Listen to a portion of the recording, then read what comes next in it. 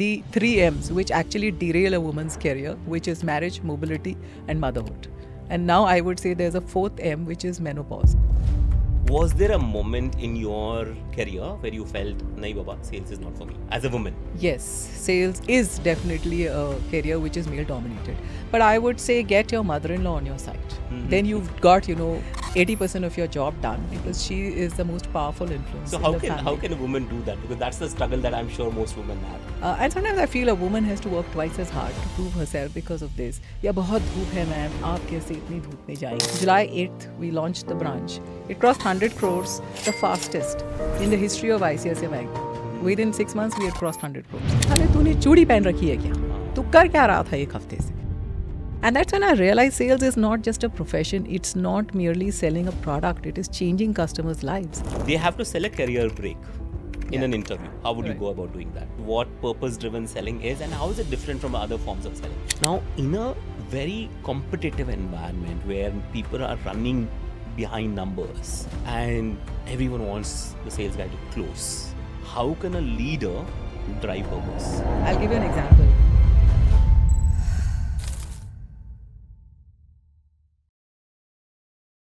Welcome to the Let's Talk Sales podcast. Do you know women have 13% better closure ratio than men in sales?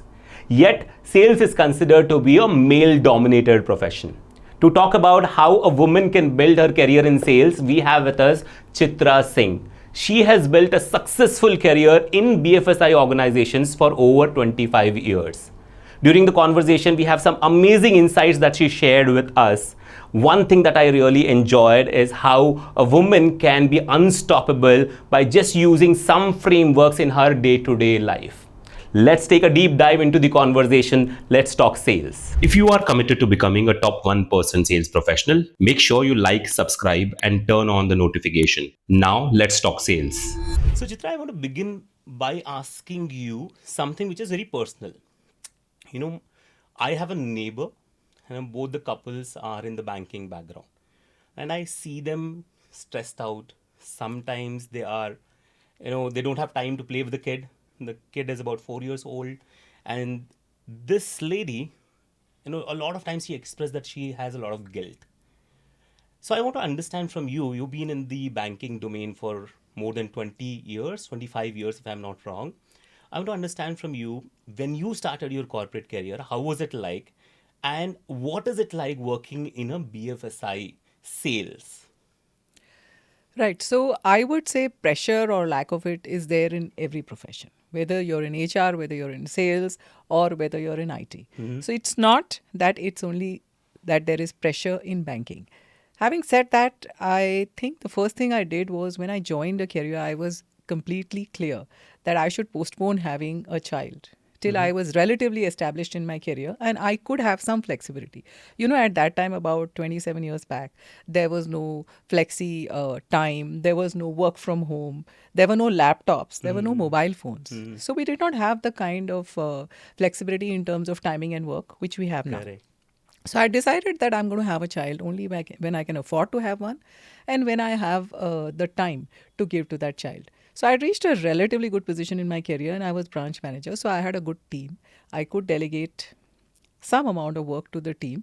And also the fact that I had very supportive managers and mentors who understood that for a woman, a work-life balance or integration is not like that. It is like it is for a man. Correct. And I did need to give the child some time. So I would say mentorship, having a supportive community around me in terms of the staff in the branch who itself were like family. In fact, I celebrated the first birthday of my daughter in our branch. So a branch which became a family, supportive managers, and of course a supportive spouse, which means that a woman needs an entire ecosystem of family, friends, and the colleagues around her to succeed at the workplace. If you get this in place and also negotiate for work to be divided equally. For example, women spend 3 times as much time doing the housework as men. So even at home, I think the boundaries and division of responsibility should be extremely clear. Once that is done, and both understand that parenting is a joint responsibility, Correct. household work is a joint responsibility, then the burden doesn't fall on one person. Having said that, there is nobody's life which is perfect. In every profession, you've got to make choices. Okay, do I give more priority to my work today, or do I give more time to my family today? Sometimes family takes precedence. If the child is sick, your husband is sick, your spouse is sick, maybe you give more priority and you take leave that day. Sometimes work has deadlines and you cannot avoid the pressures of work. So these are choices we make, and all of them come with consequences. And as long as women understand that each choice I make is a step towards my future self, and it does come with a price which I pay immediately, then it's fine. And having said that, my daughter now is 23 years old. When she was young, I also went through this. I wouldn't say I didn't. But now when I see her, she's in the mental health space. She works as a mental health worker. And she's in the UK. And I see her successful and happy and, most importantly, independent and in control of her life and finances. That's when I see that I've done the right thing. Because the first role model all kids look up to is their mom. And a working mom who is independent and in control of her choices is someone who inspires the children. Correct. So Chitra, you said something very beautiful, that we need an ecosystem that supports a woman, build her career, right? Yes. I mean, you had that supporting system, which is phenomenal. Yes. But not a lot of women have that, right? Now, how important do you think that and creating that environment is from a family standpoint, right? 20, 35 years back, 30 years back, if I have to say, I think men were not as responsible as they are today. Maybe people will not like me saying that, but I think a lot of things have changed now. Yes. But what do you see 20, 25 years back? How was the family support system like, and how important is family support system? Now, family is a lot of people, right? I'm sure you understand that there's so many tasks that come along with a marriage, right? So how important is to build that, and how can a woman build that, especially when she wants to pursue a career which is male dominant as well? Yes, sales is definitely a career which is male dominated. But then if you look at the workplace itself, it is male dominated. There is only 26% women participating in the workforce in India, which is amongst the lowest in the world. World average is 47%, which means that in the workplace only 25% are women. 75% will be men. There will be more men who are leaders. Simply the numbers. And that's true for sales also, but it's just a reflection of the entire workplace itself. So you were talking about family support, and I think that family as well as organizational support are equally important for a woman to succeed in her career. I mentioned earlier also that the mentors at my office and at home, my spouse, as well as my sister, my neighbor, all this, extended family and friends, they were the ones who really built and supported my career. Correct. But the first thing is that a woman should view herself as a primary breadwinner rather than a primary caretaker. Most of the time, we are conditioned to believe that our first job is to take care of the home and that we are primary caretakers and the man is the primary breadwinner. So we deprioritize our careers. And when we deprioritize our career, people around us devalue what we do. So it is best that we are intentional about our career aspirations and ambitions and make it very clear to everybody that my career is non-negotiable. And I'm not going to stop working. Now, this is in front of you. How can all of you support me in this endeavor? That is, I want to continue working. So career intentionality is the first step towards getting everybody's buy-in. When they see that your decision is clear, most people fall in line. Now, families are large. In India, we say that women marry families, Correct. not men. Families are large, but I would say get your mother-in-law on your side. Then you've got, 80% of your job done because she is the most powerful influence So in the family. how can a woman do that? Because that's the struggle that I'm sure most women have. Yes. What would be your 1 or 2 tips? 1 or 2 tips is actually choose a family in which the mother herself is working or who is very interested in working. Then she will support her daughter-in-law in working. For example, my mother-in-law was a working woman. She was a teacher and she had managed home and house and she saw the struggles. In fact, my mother-in-law, both were teachers. Both rose to good positions in their schools, but they did not have much support, frankly, from our father-in-law, because they did not know how to cook. They were the traditional types. Correct. So they brought up their sons in a very progressive, forward-thinking way, so that their sons supported their wives. So I would say look at the families and see how the mother-in-law's influences and what is her view towards a woman having a career. If the mother-in-law herself was working, I would say half your job is done. The second thing is have a clear discussion with your spouse before you get married. Correct. And nowadays, it's not like there are so many arranged marriages anymore. People usually have either what you call love marriage in the Indian context. But most importantly, you do have several discussions with your future partner, spouse. Correct. And in that case, have a clear discussion. Make it very clear that my career is something which is mandatory, non-negotiable for me. It's very important. Family is equally important. So how do we both manage this and steer this ship together? Because it's not a one-horse carriage. Both horses or both people are required in order to take this life forward. It's a partnership, not a competition in which I win, you lose. So if you view marriage as a partnership in which both contribute, both thrive, and both grow and succeed together, I think the support comes. But mother-in-law and partner, Right. both of them are important. And of course, your manager, who will be your first mentor. So again, that's not something you can choose. Unlike a husband and a family you marry into, you don't have much choice, especially in your first job. But you can still look at the culture in the organization. You can talk to a few of the ex-employees, make friends with a few senior women colleagues who could be your mentors there. Not necessarily from your function, from other functions. I never had anybody in sales as a role model, but I had women from, say, HR and other functions who used to be my guides and, say, advisors in tricky situations. Got it. So, manager and mother-in-law, two M's. Two M's. They help women navigate the three M's, which actually derail a woman's career, which is marriage, mobility, and motherhood. And now I would say there's a fourth M, which is menopause, because women are living longer, working longer. But menopause is the fourth derailer. But for this, the two M's which I talked about are the biggest allies. The mother-in-law, of course, your own mother. And your manager. Correct. Got it, Chitra. Chitra, so that's a very interesting thing that you said. You know, when I actually look back into my career, I had my first boss, I remember, and I was blessed, and I still say that I'm blessed to have such managers in my life.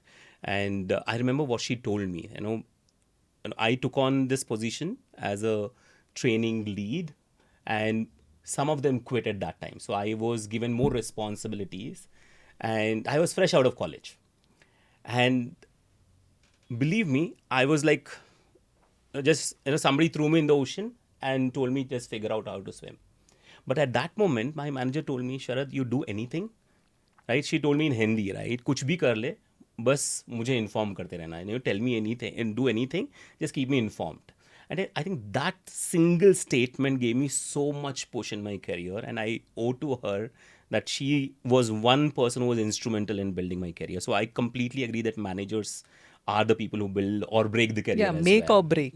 And your first manager especially. Correct. So give me an example of a great manager that you had, and what's that one lesson that you learned? Now, I want to now drive into sales, right? You're known for two things, Chitra, you know, sales and women in sales. I will talk about women in sales in a while. But I would love to know about your career transition. But before that, let's talk about the manager that gave you a beautiful insight in the world of sales. Yes, absolutely. In fact, I can mention the bank too. I was in ICICI Bank. I was one of the first few salespeople to be recruited into the bank. And I never ever felt that I was a woman in sales. You know, I was a salesperson like any other. And that's what was the beauty of the team, which welcomed me with open arms, and the beauty of this manager who trusted me. Gender was not something which he thought was an obstacle or a challenge. Correct. And he didn't think it was risky having a woman in sales. Though I was under 30, I was married, and he knew probably I would take ML and so on. I don't think these things ever came into his mind. And I did very well in sales. I was handling the salary accounts portfolio at that time. And in a period of 1.5 years, we grew it 10x. So it was obvious that I was ready for the next higher role. And then I dropped the bombshell. In my mind, bombshell. But in his mind, it was very, he took it very naturally and normally. I said that, sir, I am going to be having to go on ML soon, because that time we didn't directly go and say things. So I said, I'll be going on ML. He said, when is it? I said, it is in so and so, whatever, about 7 months away. And he said, great. So we have lots of time to prepare for it. Just, carry on with your work. And just before I went on leave, and the baby was due probably in a, fortnight's time. And he called me for a discussion, and he told me that, are you ready for your next role? And this was in February. And as you know, all the appraisals happen in after the year end. Correct. So after March. And in April or May, it's when the new roles are announced. Correct. And he told me that when you're back from ML, I have an exciting role for you. I said, what is that? And he said, you're going to be branch manager of so-and-so branch. And it's a huge, huge responsibility because I was the first salesperson to be entrusted with the responsibility of having a branch. So he said, you carry the entire responsibility and the pride of the sales team at stake. You have to succeed. So what I'm trying to say for him, gender was not a challenge or a risk. In fact, he viewed it as something which would help me and aid me in my progress. And I knew that my role was waiting for me. Most women don't come back because they have something called a motherhood penalty to pay because they get a lower rating because they are on ML, yeah. They get lower salary, and then they are not given the kind of responsibility which they had earlier because it is assumed that their priorities have changed and they would be giving more time to their child. But with him, he trusted in me enough to know that once given an assignment, I would deliver. And he trusted me with this assignment. And I keep joking that I gave birth to 2 projects at the same time, which one was, of course, my baby, and the other was the new branch. Because I literally set up the branch from scratch. And I went on ML in March. I came back in June end. July 8th, we launched the branch. It crossed 100 crores, the fastest in the history of ICICI Bank. Within 6 months, we had crossed 100 crores. So we broke all the barriers, and my baby celebrated her first birthday in the branch. In the branch itself. That is amazing. And my boss was a person who again said that you do whatever you like. I know that you will do the targets. And I'm interested in the results. He never asked me. I used to go back at lunchtime to feed the baby. Sometimes not be there in the office for 1.5, 2 hours. But he never questioned me on anything because he believed that performance is not a function of gender. Correct. It's a function of your own capability, commitment, and your merit. Correct. You just need this one person Exactly. to trust in you. So Chitra, that's a very interesting point again, right? So there was one person who trusted you and trust is everything when you want to build a career. But was there an event in your life when gender became a roadblock? Yes. I would say that my managers were always supportive, whether it was him or whether it was my manager in Kotak, who, when my child was small, often attended meetings on my behalf. And people would be surprised because he was in Mumbai and meetings would be called at short notice. And I could not travel at short notice, which I had informed because the baby was small. I had to make arrangements for her. And my husband had to be in town and there were a lot of things to be juggled. But he would never question me. If the meeting was at short notice, he would keep me informed. My boss would keep me informed and attend the meeting. And people would actually be surprised. Aap kaise aa gaye? But the point was that he said that, she couldn't make it and I'm here in her place. And we can go ahead with the agenda. So that much amount of flexibility was what was given to me. So though my managers were very supportive, my subordinates were very skeptical and many times made, sarcastic statements like, "Ma'am, आप वहाँ नहीं जाइए.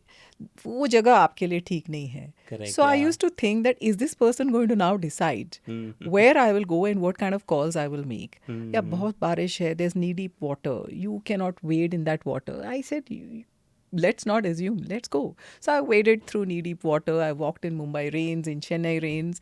And sometimes I feel a woman has to work twice as hard to prove herself because of this. या बहुत धूप है ma'am, आप कैसे इतनी धूप में जाएंगी? As if I'm a flower which will melt in the sun. But I have faced these kind of comments from my reportees. And I'll tell you... How did you handle it, Chitra? I'll tell you, there's a very interesting story once.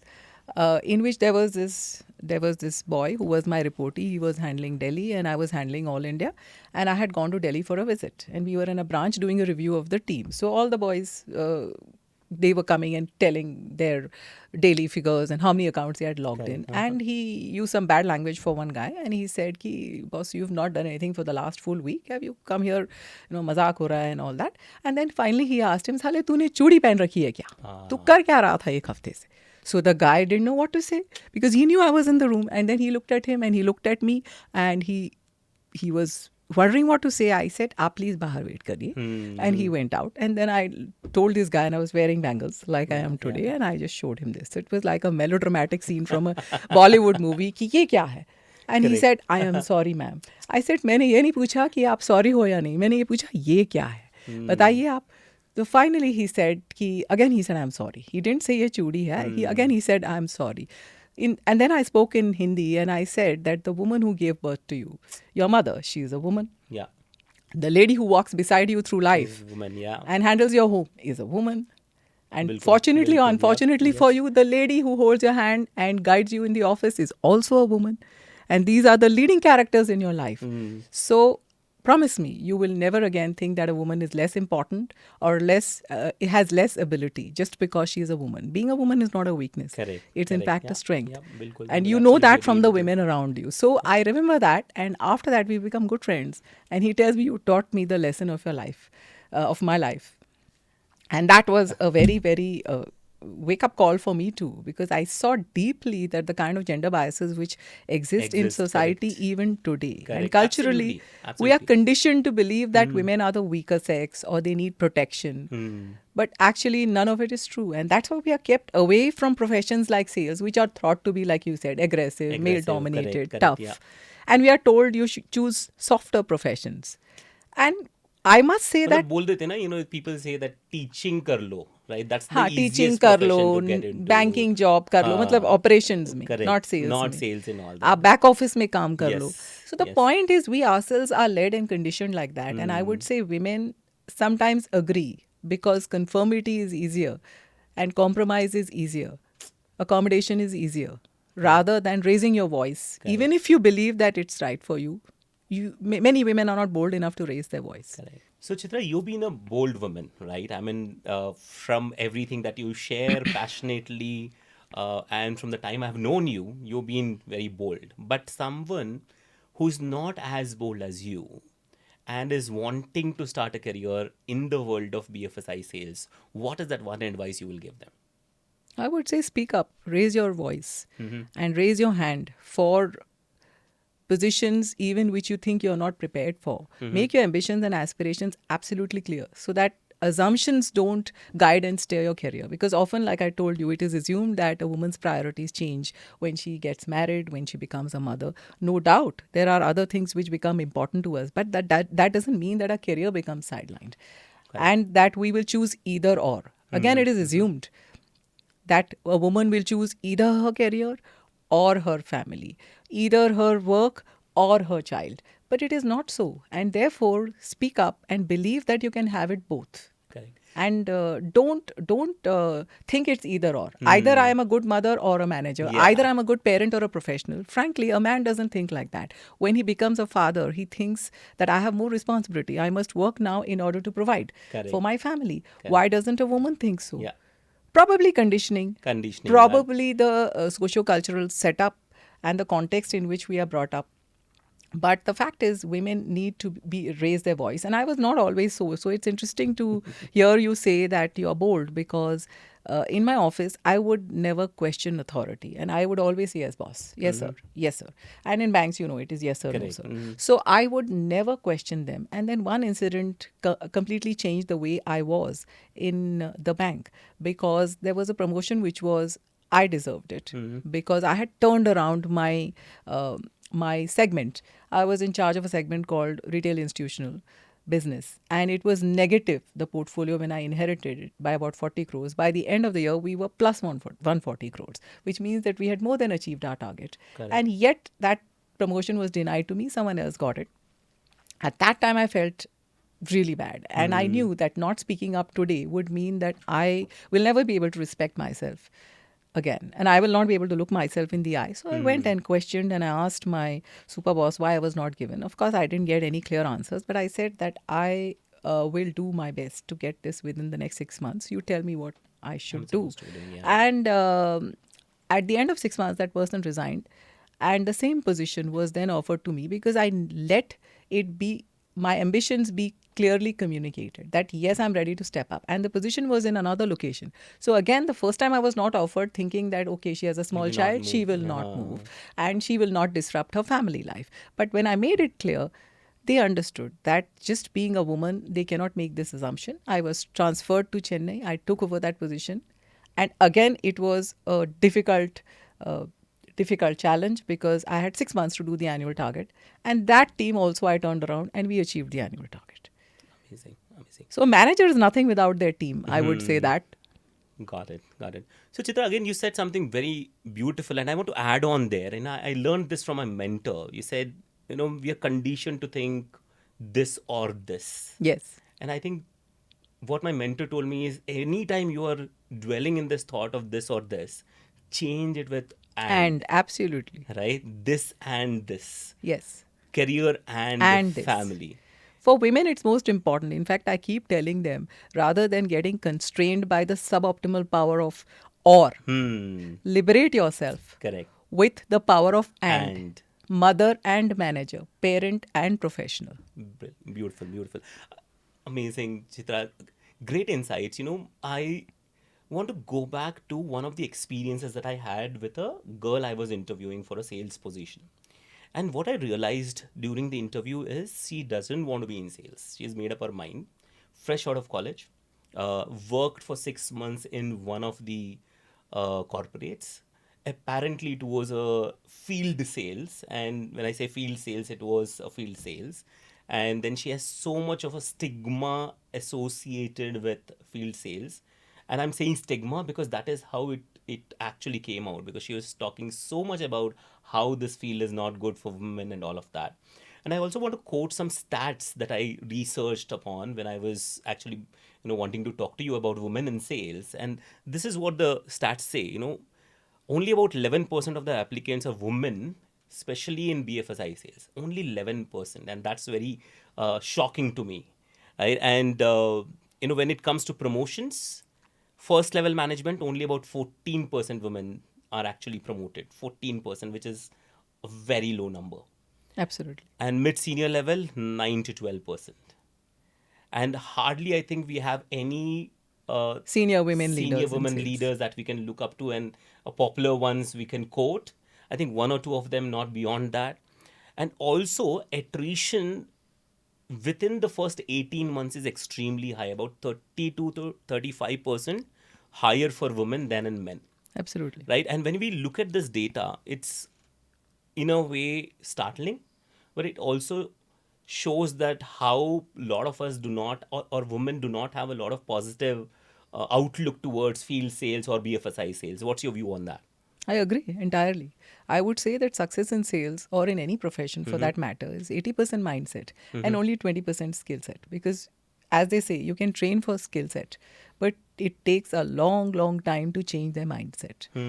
And that's why women need to stop listening to the stereotypical voices around them saying that sales is aggressive, it's tough, there's pressure, you can't have work-life balance, you won't be able to travel so much, because now there is so much more to selling than there was 30 years ago. For example, there are virtual sales calls, there are calls on Zoom, there are so many other avenues in which you can actually meet and connect with people. Social selling, LinkedIn, there are far more avenues. And there is also flexible work policies which allow you to work from home 1 or 2 days of the week. And you don't need to travel large distances. You could work from a co-working facility. And there are so many other things. Even ML is now 6 months compared to 3 months, what it was earlier. Correct, so it is no longer, working is no longer tough.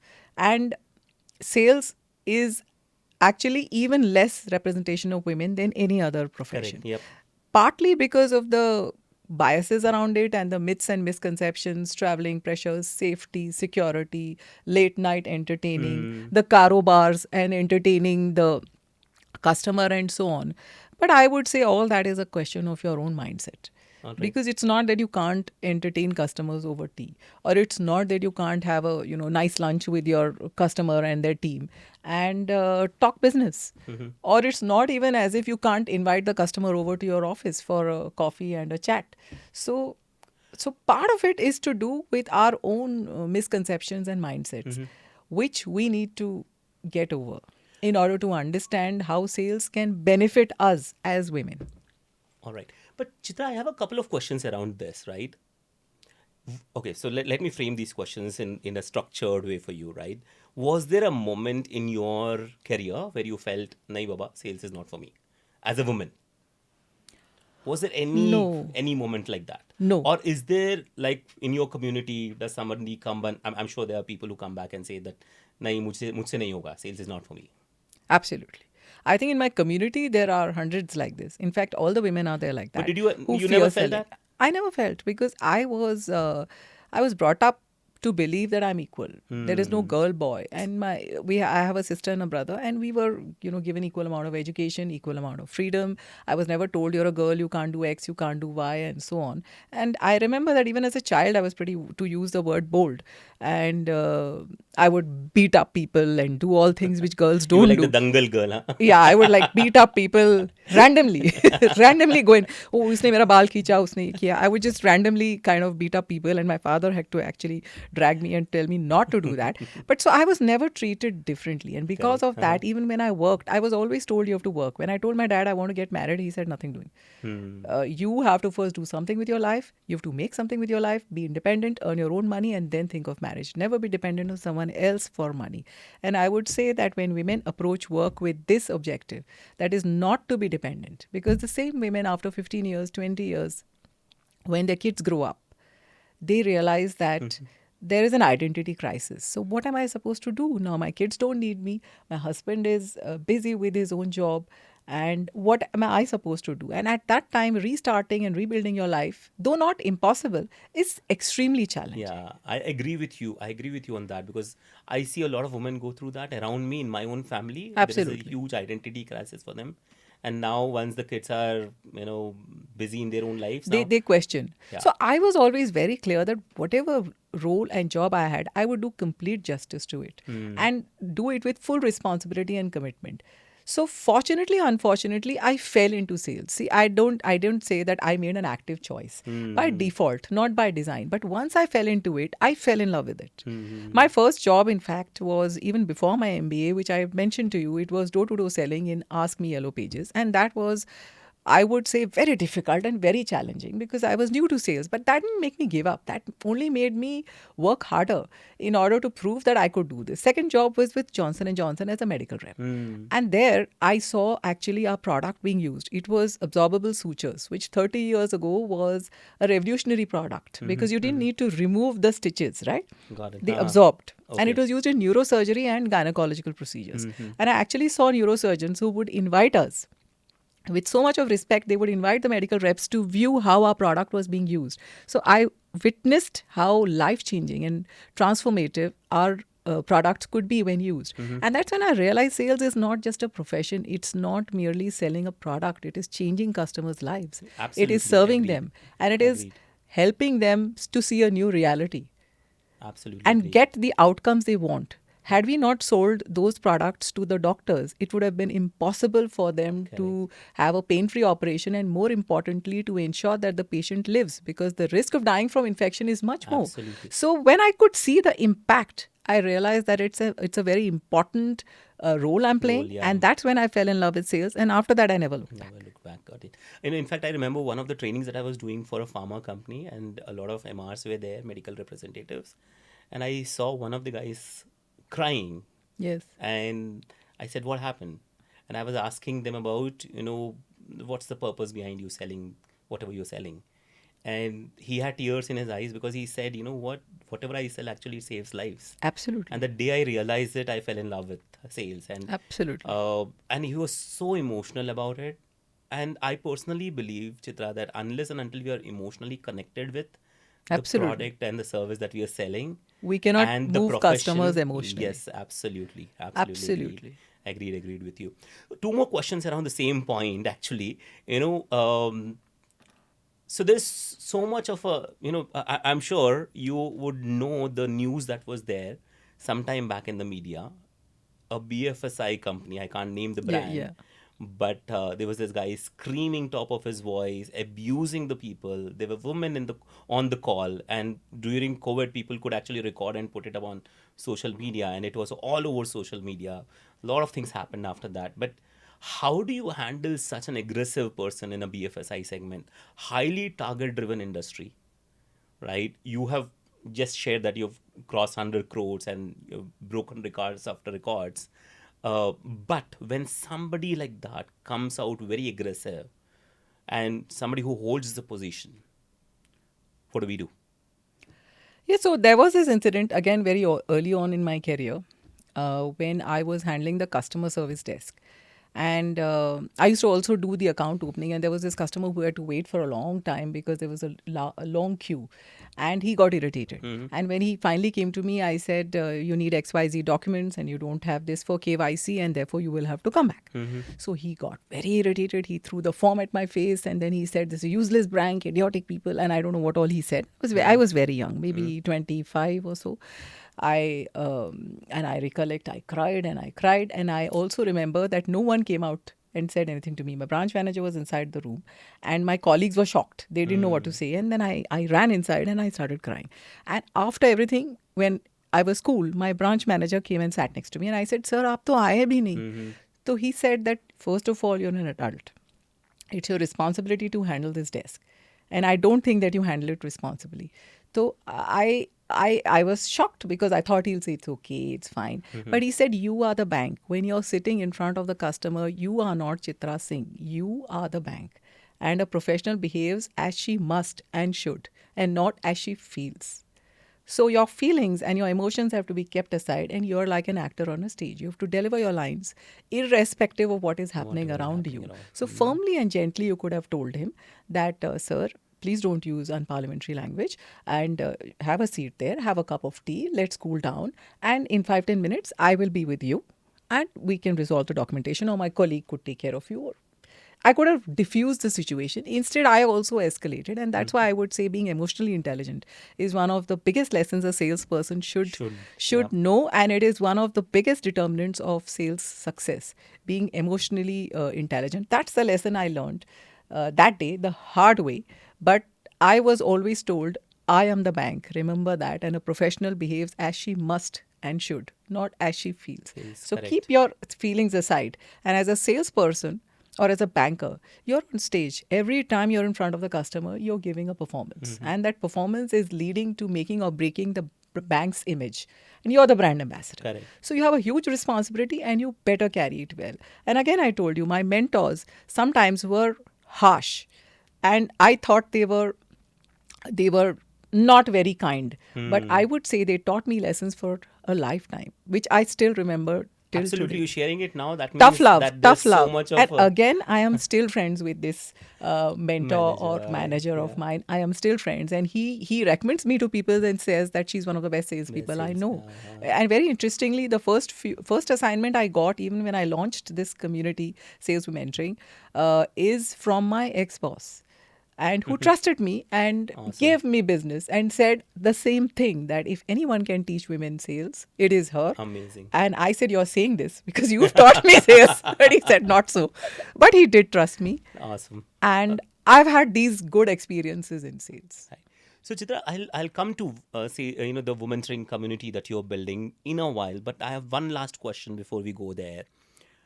You still see job posts in the market, especially in the BFSI sales segment, saying the criteria to be women. Yes. Especially the front-end sales. Yes. Why? The criteria to be women meaning? The job post says, okay, we are only going to hire women. Okay. No, I wouldn't say that. So is there a bias towards men? Oh, you're saying it the other way? Yeah. So I saw the job post, and one of the things that we do in our at our organization is help people find jobs. Yeah. Right. And we keep getting these job descriptions, and one of the places where gender is one of the criteria that has to be filled in, and they very categorically say we only need women. So yes, so you gave the answers a few questions back yourself, that the women are highly underrepresented in sales. So there is a growing recognition of that fact now. At entry level, there are 35-40% women in sales. Correct. And I'm talking across industries. At mid-level, like you said, the level drops, and it's 20%. But at senior leadership levels, there is single digit. Less than 10% of sales leaders are women, with the result that companies are realizing that if 50% of the population is being left behind, Correct. we cannot actually be representative of our customers. 60% of customers prefer to bank with a company and do business with a company which is representative of them. When I am underrepresented in a company's employee workforce, how would I feel comfortable doing business with such a company? So, which is why they're getting more responsible in terms of DEIB, and they're trying to be more inclusive by recruiting women. But having said that, we need to go a long way rather than saying that we just need women. We even need to change the job description. For example, if you look at sales, they'll say ambitious, go-getter, aggressive. All these things don't describe women now. Why don't you use collaborative, empathetic? Yeah. Great There's communicator. so much that has to change. There is so much actually, which has to change, from the JD to the language you use in boardrooms to the kind of policies. So I would say the 3 S's, systems, structure, support, all of it have to work for women in order to succeed. And since we are so underrepresented, people keep telling me you're a feminist, but I would say that since the balance is not in favor of women, till the balance becomes equal, and I can say I'm an equalist, I am now a feminist. All right. Okay. All right. So you're saying that because now we want to come out of that imbalance that's been there, that's the reason we are encouraging more women, and most of the banks. In fact, I saw some data as well. A lot of this premier private banks are encouraging women to take up the entry level roles. And probably the reason is they want more representation as they go up the ladder. Yes, it also makes business sense. It is not merely an good to have or feel good factor, a tick box that, okay, I have met my diversity metrics and so on. It's not really that, because whether you look at HubSpot or exactly, you look at the numbers, women have an 8% higher quota achievement rate. Women-led teams have higher diversity numbers. We hire more women, and we create an environment Correct. which That's is more the data that I came across as conducive to well. their succeeding, and their quota achievement of women-led teams is 3% higher. Women themselves have an 8% higher quota achievement rate. Women-led teams have a 3% higher quota achievement. Our win rates are higher. Our close rates are higher by 6 or 8%. Win rates are higher by 11%. Average value of the deals we close is $5,000 higher. And yet we are paid 21% less. So the fact remains that women do better because they are more collaborative in their approach. And they look for win-win outcomes, whereas men on an average are taught to compete. So they are more competitive in their approach. Women are traditionally, I would say, connectors, relationship builders, socially more confident. And even in families, if you look at it, women are the connectors who bring people together. And they always look for collaborative outcomes, not win at any cost. For them, it's not a deal, it's a relationship. And that's the core tenet of sales, that we are not closing a deal, we are opening a relationship. And women are relationship driven. So, and also very highly emotionally, I wouldn't say they are more intelligent, but intuitive. They can sense the feelings in the room and be more empathetic. They are great storytellers. So considering all of this, do you think that there are some jobs which will be very, very good for the women, and some jobs men will not do well? I know I'm probably asking a question to a feminist, and I don't want to be I on the don't spot. think so. I am not against men. I mean, I have nothing against men. I'm married to one. Fortunately, unfortunately, I don't have a son. I have only one daughter, but I have nephews who I love. Correct. And a brother who I love. My dad, in fact, has been one of the most important influences in my life. Beautiful. And he has been the person I've looked up to all my life. So I would say I love men, for all the men listening. But no, I don't think that it is specific to a gender. Okay. Capability and merit and occupation has nothing to do with gender. It is more to do with your own mindset, your attitude, and most importantly, your aptitude. I love it. Yep, absolutely agreed. So let's go dive into the sales mentoring community that you're building. I would love to know what's happening in that space. Firstly, congratulations. I think you just completed 4 years. Yeah, 4 and eventful I saw a flood of congratulations wishes coming your way. And I would love to know, like, 4 years, what was the trigger point that you said, hey, you know what, I want to build this community? There are two beautiful, ways in yeah. which we can deal with inequality and unfairness. We can either complain about it and wait for the world to take some See, action, correct. or we can do something about it. Correct, So I correct. decided to do something about it. I quit corporate life without any clear idea what I wanted to do, because I realized that I was not growing and evolving Correct. towards my purpose. And I was also 50, and that's the time when everybody has this midlife crisis. So I went on a solo, I did various things, learned driving, learned singing, launched a company, started consulting, and then I realized that two things I'm passionate about: women being independent and sales. Sales, got it. Women being financially independent and financially free, so that financial freedom gives them the freedom to make their life choices. Because when I have money, I have the freedom to make my choices as per my terms. Correct, yeah. So women being independent, being able to negotiate for the value they deserve at work and life, this was very important to me. Second, sales. So I brought both together, both my passions together, and that became my purpose. So my passion led towards my purpose, which was ensuring that women find a community, they find their voice to negotiate for what they deserve and their families as well as work. And sell with confidence, lead with conviction, which is what is the purpose of the community, to enable 1 million women to sell with confidence Beautiful. and lead with conviction. Which is that one problem or a challenge that most women come to you for in the sales mentoring community regarding sales again? You said it a few questions back. I don't want to sell. I'm afraid of selling. Selling, not for me. It's not my cup of tea. So every woman I've seen is selling is not for me. I'm afraid of selling, and they approach sales with diffidence, which is why I keep telling them that the difference between who you are and who you can be as a seller is confidence. Confidence, And correct. confidence, I change it to canfidence, because can't is a very negative word. Correct. And when you say I can't, you associate yourself with failure. And when you say I can, you associate yourself with success. So the difference between failure and success in life is in learning how to sell and promote, whether it's your personal brand, your company, your vision, or even getting funds from investor. In fact, even convincing your children to eat nutritious, healthy food and eating carrots. I remember the amount of selling I had to do with my daughter to eat healthy food. Even now, to make choices which influence her life, I have to really use my persuasion and selling skills. So I tell them, if you think you can avoid sales and hide in that corner, you're mistaken. So if you have a company, it's your duty to be the first salesperson and brand correct. ambassador of the company. Because if you don't know what you're selling, your team will never sell. So you have to know who you're selling to, why you're selling, what you're selling, and how you're selling it, in order to even set up a process which will be followed by others. And sales is ubiquitous. You can't escape it. It's the lifeblood of every company, and the salesperson is the heart who pumps the blood. Exactly. So if you don't want blood in the company and you want your company to die, don't sell. But if you want your company to survive and your jobs for your employees to flourish, it is your duty and your Correct. job to sell. Correct. I say it a little differently. I say most businesses are on ventilator currently. Absolutely. Because I say it too. Yeah. ICU में मत पहुंचाओ. Yes, बिल्कुल ICU में चले जाएंगे because the heart is not pumping enough blood. Absolutely. That means the sales pipeline is poor. Absolutely. And they don't know how to fill it up with the right, sales. Different words, but correct. same meaning. Absolutely same meaning. So let's talk sales now, Chitra. Right. And we've been talking about your journey, so much that we have done. But now I want to get into the core element of selling. Let's start with a very interesting activity for you. Okay. I want you to sell. Okay. Okay, sell.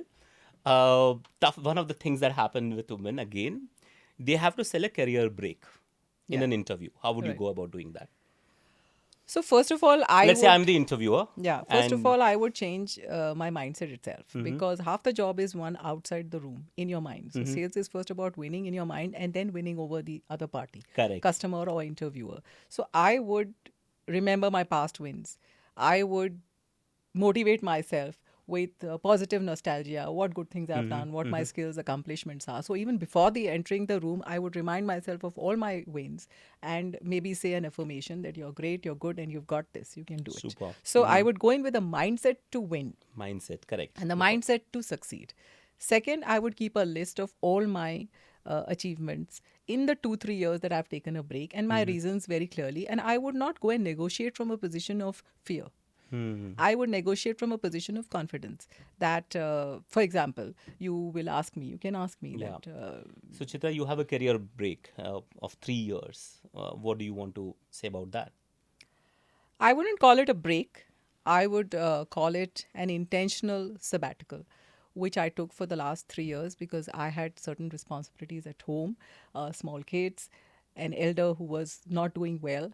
And at that time, I felt that my priority should be with them. Now they are all in a better space. My kids are a little older. They are going to school. My parent, unfortunately, is no more. But however, I'm now back. And I'm really intentional about succeeding in my career. In these 2-3 years, it's not only family responsibilities, but I have picked up various certifications. I have done these courses in AI for sellers, especially so that I know how to be more effective as a seller. So as you know, as sellers, we waste a lot of productive time in preparing proposals, doing competitive research and analysis. And this is what I've picked up in this AI course. And I'm sure I can use it very effectively in our job. And also very open to sharing my knowledge with the other team members. I've heard a lot of good things about your company and the culture and the kind of learning and environment you create, especially for women. Okay. So I'm really excited to be part of this and look forward to working with you. Awesome. You're selected. Thank you. Got the job. Okay, so the idea is not to be apologetic, but the idea is to correct. present this with confidence. So and I want to break winning this down, out. Chitra. So what you said is amazing. I just loved it. But let's break it down for the viewers. Okay. So one, you said mental conditioning, right? Don't operate from the space of fear or lack. Operate from a position of Confidence. And then talk about the value that you created in the 3 years. gap that you had. Reposition it, reframe it, because the person who is asking you the question is framing this as a failure or as a setback. Correct. But you are reframing that failure as an opportunity. Yes, I correct. used it to reskill, to upskill, to do a lot of things which would help me in my job. Correct. And also in the process, you've actually done research about the job that you're applying for. Absolutely. And saying your culture is conducive, you have, programs for learning and upskilling and etc. I'm looking forward to it. So you're talking as if you're already selected. So you are in fact anchoring the customer's thought process, anchoring bias, beautiful. right? And what we say first always influences their thought process and leads the Correct. sale towards the place you wanted to go. So you're anchoring the customer and leading them towards the direction. So the whole Correct. idea of selling is not to sell, but to make the customer feel that it is their idea. Correct. The solution is their idea. And so I'm making you feel that, leading you very, very gently and nudging you towards the place where you think, yes, she's the ideal fit. Correct. Correct. So the reason you won't hire me is the same reason why people don't buy a product. They don't want to correct, take a risk. They don't want to make a mistake. They don't want to lose money And the or put their money on the bet on the wrong horse. Correct. They don't want to do that. Correct. And they don't want to have others turn around and tell them you made a mistake. Correct. And the that's same logic applies to Yeah, same logic applies absolutely to selling Correct. when a product is there. And you don't think that the value which you will get is equal to the price you're paying. I'm not getting my money's worth. Similarly, should I bet on this lady? Correct. Am I going to get that value? Correct. So I need to demonstrate and showcase my unique value proposition just like I would in a product. Correct. I am the product here. You are the product here. And I'm absolutely. selling my brand or I'm selling my skills. Correct. So, and also my mindset, because people hire for mindset. We know that Absolutely. attitude determines your altitude. Absolutely. One of the Firangs has said it. Zig Ziglar. Zig Ziglar has said it. Right. Amazing. What's your favorite quote in sales? One of your favorite quotes. My own Yeah. sales is an opportunity to change the world, one customer at a time. One customer at a time. Beautiful. Okay. Another question on sales would be if there is a price objection that somebody has. Right. You're selling a product or a service and somebody brings up a price objection. How would you help them handle that? So the first thing is find out the why behind it. Because people always throw a statement in isolation, very expensive, or I don't think. And finally, it's not about the price. It's not that they don't have the money. And I always give people the example of when you walk into a shop. You sometimes don't have any intention of buying anything. You're just browsing around. But Correct. then you find something very interesting. And to women, at the risk of again sounding a little biased, I say when you walk into a sari shop, many times you want to buy one sari. But the salespeople in sari shops are amongst the best because they will find out why, what occasion, who is going, how many other functions are there. If it's a wedding, they will not only sell you the sari, but your sister, your sister-in-law, your mother. They will talk to the influencer who could be your husband, brother, cousins. and everybody they will ensure that they have sold something to. So what I'm trying to say here is, it's rarely a function of money or budget. Rarely. If you've done your due diligence and you've done your band properly, you will not go to a place who can't afford it. Correct. But it's a question of not seeing enough value. So you need to showcase value. You need to reframe price and lead with value. If you lead with price, you will commoditize your product. Commoditize it, correct. And yeah. therefore, in their head, you have to change the price value equation and lead with value so that you position value before price. The second thing is that don't let them drop this price number in a vacuum. Just ask them, what are you comparing it with, or what is your benchmark? In comparison to what? Then definitely they will Correct, come up yeah, with, okay, Sharat is offering this at a cheaper price, or X is doing this at a cheaper price. So then you would say, would you elaborate what is it that you're Correct, getting? yeah. And very often you see that the scope which Sharat is offering or XYZ company is offering is much lesser. Correct. And then you get a gap.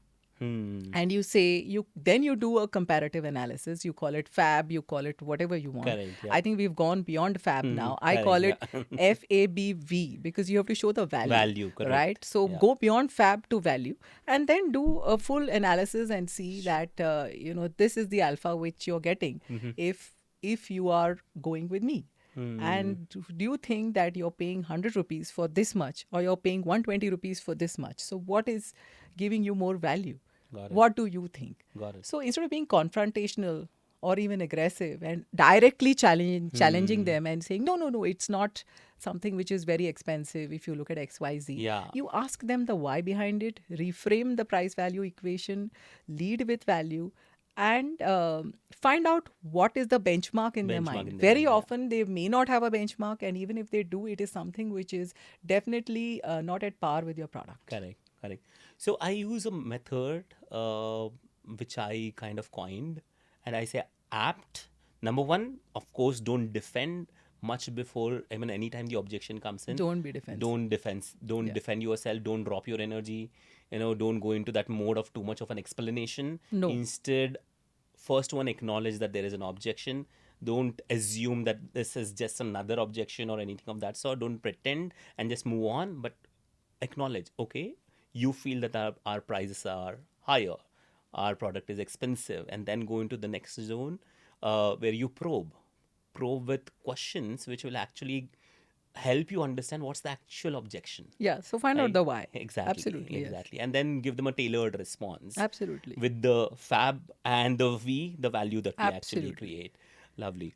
So, but is there a space in the objection world, right, when price, in a commoditized market, like you said, Chitra, right. price is the player, right? I mean, Right. people actually play on the price. Right. There is no other differentiator per se. Right. What do you think we should do? Or as a salesperson, what should they do in that scenario? Lead with emotion. Lead with emotion. All right. I'll give an example. So, toothpaste. How much more generic can a product be? Correct. But still Colgate sold, saying, क्या आपकी toothpaste में नमक नमक है? So that was their differentiator. And I thought, अरे मेरे toothpaste में नमक है, नमक नहीं है. FOMO. So I started feeling that I am missing something. So lead with emotion. So if you look at insurance, you look at most of the products which are generic or highly regulated, in which you can't offer. Banking is one. You can't offer too much change because they're highly regulated. Absolutely. So what do? They lead with emotions. Zindagi ke saath bhi, zindagi ये ke बाद baad भी. bhi. All lead with emotions. So where you can't have a rational reason to buy. We all know that B2C especially, customers buy with emotions. When they Correct. are moved, their emotions are moved, and you connect with their hearts, they buy. So lead with emotion in such cases and connect with them. Yeah, so the trust thing, that is what Yes, comes in, right? So no Because like I trust, was in a you know that. workshop, Chitra, I was in a workshop and I was training this team. They were manufacturers of cables. Okay. And it's a very competitive market. Honestly, a commoditized market, right? So there's no differentiator that you have. क्या करोगे wire में आप? I mean, it's a wire at the end of the day, right? And, all of them were like, क्या करना है? What should we do? And there's trust.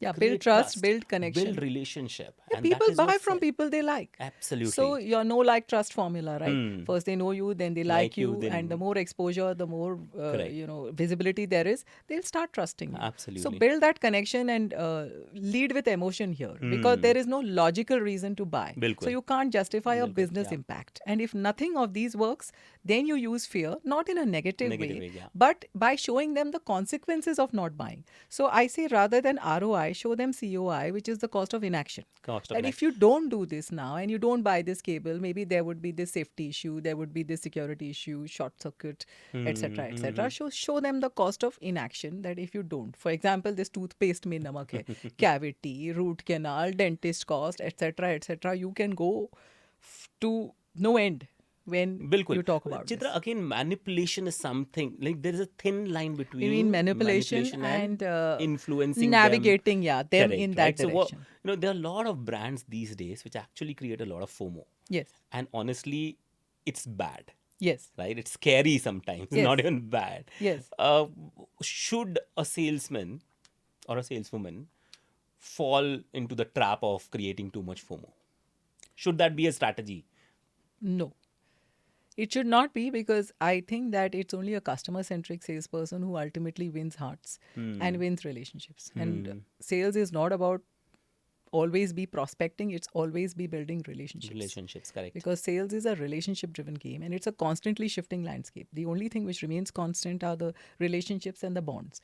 So if you think it is something which is going to benefit the customer, going to add value, going to change his or her life for the better, improve their lives, then you need to gently guide them and navigate them. And these are the words I would use, and influence them in the direction, but not force them and not manipulate them and not give them stories. Correct. And False promises. False promises. So you have to keep your promises. And Correct. that's one of the first rules of selling. Keep your promises and always be authentic. Tell the truth. Even if sometimes it means that you say that, okay, I don't have this product with me, or I don't have this feature, but I have X, which can work in this way. But it'll take about 3 months. And in the meantime, we can start with this. Correct. And I'm willing to offer you maybe on-site support till we can offer you offline support or so on. Something you give in lieu of this. And that's called the principle of reciprocity. As you know. Correct. I give something, you You give give something. something, And then correct. we both arrive at a solution which works for both of us. Correct. But no, FOMO is not. Correct. I mean, see, manipulation can earn you one One deal. customer, one deal. Yeah, right? it can't earn you, it lifetime- costs you the relationship. Yes, exactly. And that's what I keep saying. You can probably get a customer, but you will not get a lifetime customer. Absolutely. They will probably make one purchase, but they will badmouth about you to so many other people. You have lost so many other customers. Absolutely. Right? And I think manipulation is a strict no-no. That's what I also personally believe. Absolutely. But having said that, whether you share a case study or a testimonial or social proof, in effect, you're creating FOMO and you're creating this feeling that if X has this, use this product, maybe they are getting ahead of me and maybe they have some edge over me, especially if my competition is. For example, you're selling a sales CRM and you've sold it to your competitor. And I say that your competitor recently has bought this and I've seen a productivity increase of 40% with their salespeople. You do feel a sense of FOMO and you do feel a sense of urgency, but I'm not manipulating you. It's Correct, true, correct. it's facts, So that's a strategy which I'm employing for with you a to purpose. see, to With a see the impact. Yeah, and Yes. to help the customer. Yes. Right? The end of all of these is to help the customer. Help. So if it's going to be positive and create a net benefit for the customer, Correct. we should sell it to it. Correct. Otherwise, we should back out. So even with kids, right? I mean, that's what we do. Fear is important, even with a kid. Yes. I mean, if you say no, don't create fear, and that's what is happening in the society today. They say don't touch the, make the kid so very nazuk that he's not able to take things, and don't create fear in the mind. Fear with a purpose is always good.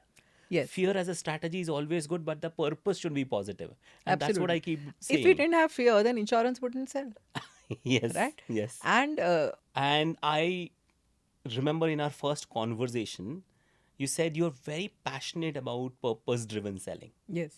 right? And I really loved it. Would you want to elaborate a little bit more about what purpose-driven selling is and how is it different from other forms of selling? Yes, so for that, I'll have to go back a bit and tell you about the 3 different kinds of people, in my opinion, that there are 3 kinds of people based on how they view their careers or jobs. One is job-oriented person, job-oriented. who just thinks that okay, it's some way to get money and survive. कैसे भी करके 9 to 5 कर लो, पैसा मिल जाए बस. At the end of the month, I want the credit in my bank account. So these are job-oriented guys, and they usually just meander through their professions, and they are frustrated and unfulfilled, not usually happy. Paycheck makes them happy momentarily, but it goes, right? So there are second set of people who are career oriented. So job oriented, career oriented. Career oriented fellows have some goals, which means I want to become sales head, I want to become CEO. They have some goals. I want to get a raise, promotion, etc. So they work towards those goals, but as long as those goals are fulfilled, they're happy. Otherwise, again, they become unhappy. So they are going from say deal to deal, quarter to quarter, and if they are in sales, and getting frustrated because next quarter they are not getting. So as long as they are getting the results, they are happy. These are the career oriented guys who have some goals. They are better than the job guys. But the third set of guys or ladies is the purpose oriented people. All right. For whom their job is their purpose, and it is an alignment with their highest values. For example, for a salesperson, the highest values for a salesperson are the ability and the willingness to serve and help others. And I choose sales. Then it is in congruence with my highest values. And these are the purpose-driven salespeople and purpose-driven people itself. So whenever your job and your work is in alignment with your highest values, whatever they are, whether it's honesty, whether it's serving people, like for salespeople, then you find meaning and purpose and fulfillment in it. And when you find meaning and purpose and joy in it, your emotions are caught by the person in front of you, because sales is all about transfer of emotions. Emotions, correct. Yeah. And transfer of confidence from the seller to the buyer. So that the buyer's confidence in your product and in you is stronger than their doubts, right? Ultimately, you need to dispel their doubts and inspire confidence in them. So how can you do that? Only if you are inspired yourself. And an inspired person is somebody who finds joy, fulfillment, meaning and purpose in their life and in their work. And for a salesperson, if I find meaning and purpose in transforming lives, in helping others achieve their goals, helping them to be successful, then I'm in the right place. Got it. And I am able to deliver what I'm supposed to do. That is what I call purpose-driven selling, and that's what I call an inspired seller, because they don't need an external motivation like gun held to their heads or target pressure in order to sell and perform. They are internally motivated, and they energize themselves with positive self-talk. Got it. And change their own lives and that of the customers. Lives of others. Got it. How is it different from other forms of selling out there? Because we mentioned some time back that ethics in selling is very important. There's a fine line between manipulation and this. And there is one factor which differentiates a good salesperson from others, which is self-orientation versus customer orientation. Right? So the higher my self-orientation is, the more self-centered and selfish I will be. So I will look at my interests only. And at some point in time, the customer gets frustrated and understands that and backs out of either the deal. You may have a one-off transaction, but never a relationship. Right. So as you said some time back, trust. What is it a function of? It's credibility and reliability and intimacy. CRI by self-orientation. So CRI by S, it's a trust equation. And so the more your self-orientation, the lower the trust. Got it. And the more the customer orientation, the higher the trust. Got it. So someone who does not really sell with purpose, would they speak a lot more? Would they... No, I'm speaking a lot in this, so I don't want to say anything. Yes, 70-30, Yeah. The listening to speaking ratio of a salesperson. Because if a customer doesn't feel valued and heard and listened to and understood, why would they buy from you? Correct. Would you ever buy from somebody who keeps talking over you? Absolutely. You would not buy. Ultimately, it's human beings you're dealing with. And we call them with fancy names and designations, vice president, CEO. And usually people sell to the title designation, not to the person. Correct. But you have to sell to the human being behind the title. You're right. And you have to make sure that the person feels valued and heard. Okay. So I want to break this down again a little bit. So what are the 4 elements of purpose-driven selling? If I have to break it down into 4 elements.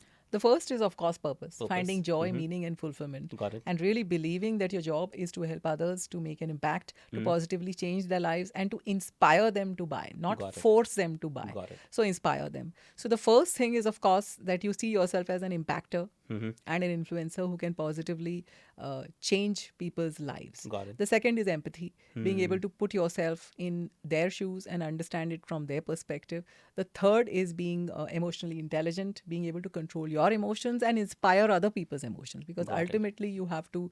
And the last one is confidence. Got I it. would say being confident in your product and your company and in yourself, because ultimately, like I already told you, it's about transfer of confidence, Correct. so that the customer stops doubting and starts buying. Correct. So what comes in the way of people who who can't sell purposefully? What's their biggest roadblock like? Could be the mindsets. The first thing is mindsets, like you already said, introverts can't sell. I Or am are not a these great people, communicator. Yeah. Okay, sorry to pause you there, Chitra. But are these people running after the paycheck and not really thinking about the purpose? Yes, that's what we mentioned a long time back, that job orientation and career orientation. These people are rarely the ones who are happy with their own lives. And if you're Correct. not happy and fulfilled, you are not able to convince the customer, because your conviction then translates into authenticity in your interactions, and the customer catches that. Got it. So these are never able to sell. Correct. So one last question around the purpose-driven selling, Chitra. Now, in a very competitive environment where people are running behind numbers and everyone wants the sales guy to close, how can a leader drive purpose? Because for a leader as well, he's answerable to somebody, right? He is answerable to someone and say, okay, this month we have closed this much, we fell short of so much target, and he really or she really wants to drive purpose, but the environment or the culture in the organization is number driven. What can the leader do? See, beyond a point, it's not money which drives people, because But people organizations rarely, don't understand this, right, Chitra? they work for appreciation, they work for being valued, they work for their voice being heard, and you have to show them a purpose which is larger than merely the quarter to quarter targets. I'll give you an example. When I was in Chennai for the same role, this regional head role, which I was overlooked for and then given later, and we had to do the annual target in 6 months. I told them that we can either, we have got 3 choices here: give in and accept the status quo, or give it a shot and take our chances. What do we have to lose? There's only success waiting on the other side. Dar ke aage jeet hai. So I told them that, and I actually made a dartboard, and I said every day I had put the pictures of the competition team, and I had said ki we have to kill them. And every morning we would throw dartboards, and we would keep track of their figures. If they were 100, we had to be 110. If they were 110, so give them the success and taste of winning. Once they start tasting winning and they see their contribution in it, they will be enthused to come back to work every day and contribute towards that purpose. So leader has to then show them that if you do this, this will be the impact. The same thing as with the customer. Sell them the value, that you are doing something which is of value, and this is what is going to be the impact, and this is how you are going to benefit from it ultimately, because ultimately everybody wants to know what is in it for me. Correct. So show them how their contribution matters to the organization and how it is going to change their own lives. They are your internal customers in a way. And for example, at a very junior level, it could be just you can buy that gold chain for your wife or that new car. At a more senior level, you could educate your kids in the best schools. Correct. And at a very, very senior level, then you could be part of the board, or you could be part of the advisory committee. You could drive these important projects, but find out what matters to them. There are some people for whom external validation is important. Correct. They are people who require, social proof, lots of appreciation, certifications, recognitions. And there are some who are internally driven. For them, it's more showing them the impact and value they are able to create. Right, yeah. So find out what are their drivers, just like we do with customers. You said the word drivers. What drives them. Right? Yes, Beautiful. and then their motivators, just like we do with customers. And then show them a way of how you can help them achieve that. Fantastic. So we almost come to the conclusion of the podcast, Chitra. Firstly, lovely insights from you. Thank you. I want to conclude the podcast with one question. Okay. Let's say you turn into an angel. You have a magic wand. You are an angel already. All right, you're an angel really already. That is really bad. So you're an angel already. Now let's say you have a magic wand and you can do magic. I'm sure you can't do that at this moment. No. So let's say you have a magic wand and you can do wonders with the magic wand, and you can change 3 things in the selling world. what would that be? First one is obvious. Make sure that women's representation in sales goes up, and that there are more women who remain and thrive and advance in sales to reach Fantastic. leadership positions, which I'm already doing in some way through my community. The second is probably make sure that women participate more in the workforce. So going beyond sales, going to women's participation in the workforce itself, because I do believe that financial independence is the key towards being able to take control of your choices in life and navigate your life successfully. So the second is find ways in which to increase women's workforce participation. So again, there is women. And the third would be to elevate sales itself as a profession of pride and choice for all our youngsters, so that tomorrow when my son or daughter becomes a salesperson, the parent says with pride, मेरा बेटा salesperson है, मेरी बेटी salesperson है, rather than मेरा बेटा engineer है, मेरा बेटा architect है. So I want to elevate sales as a profession itself. And then, of course, make sure that women thrive and advance in sales and in the workplace. Fantastic. Fantastic. Thank you so much, Chitra, Thank you. for all the insights. It was amazing having you here. Thank you so much. Amazing talking to you.